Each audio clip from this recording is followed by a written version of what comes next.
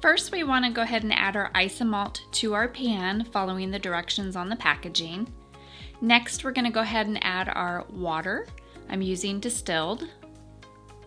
Then we're going to give it a good stir, just to make sure it's incorporated.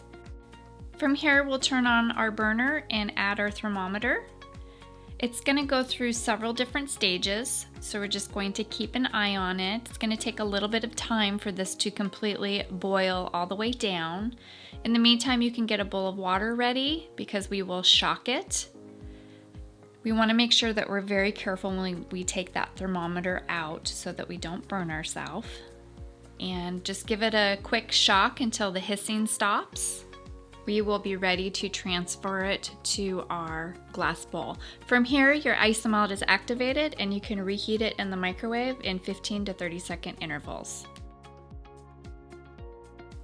Using our water-based gel colors, we're going to go ahead and add a little bit to the Isomalt.